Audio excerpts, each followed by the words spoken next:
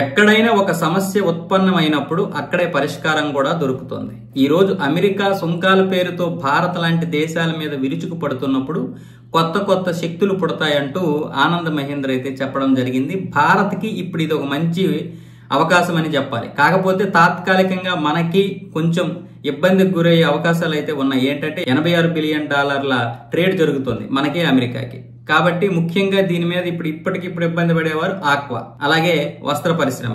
వీళ్ళు మాత్రం ఖచ్చితంగా కొంతవరకు ఇబ్బందికి గురయ్యే అవకాశాలు ఉంటాయి.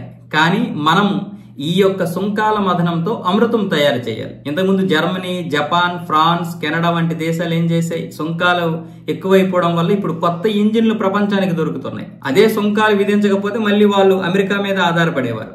కానీ ఇప్పుడు ఏవైతే వాళ్ళు దిగుమతులు ఎగుమతులు చేస్తున్నారో దాని మీద దృష్టి పెట్టి ఈరోజు కొత్త ఇంజిన్లు సృష్టించారు. అలాగే మనం కూడా ఇప్పుడు 2 విధానాల మీద దృష్టి పెట్టాలి. ఒకటి, విదేశీ మారకపు విలువలు పెంచుకోవడానికి టూరిజాన్ని పెంచాలి. టూరిజం పెంచాలంటే ఈ యొక్క వీసా ప్రాసెసింగ్ అలాగే టూరిజం కారిడార్లు ఎక్కువ చేయాలి. తద్వారా బయట నుండి వచ్చినటువంటి వారికి అన్ని సౌకర్యాలు కల్పించగలిగితే ఇక్కడ కొనుగోలు శక్తి కూడా పెరుగుతుంది. తద్వారా మళ్ళీ ఉద్యోగ అవకాశాలు కూడా పెరుగుతాయి. అలాగే రెండవది ఏంటంటే సింగిల్ విండో వ్యవస్థను తీసుకురావాలి. ఈ కంపెనీలకు ఏవైతే ఉన్నాయో మిగతా బయట నుంచి పెట్టుబడి పెట్టడానికి, అలాగే కొత్త కొత్త కంపెనీలు ఇక్కడ పెట్టడానికి పెట్టుబడిదారులకి ఈ సింగిల్ విండో వ్యవస్థను తీసుకొస్తే వాళ్ళు వెంటనే పెట్టడానికి అవకాశం ఉంటుంది. రెండోది, ఎక్కువ మంది ఈ విధంగా పెట్టుబడులు పెడతారు పారిశ్రామిక రంగంలో. పారిశ్రామిక రంగంలో ఎంత పెట్టుబడి పెడితే అంత ఉత్పత్తి జరుగుతుంది. కాబట్టి మన యొక్క ఉత్పత్తి ప్రపంచ దేశాలకి బయటికి వెళ్తుంది.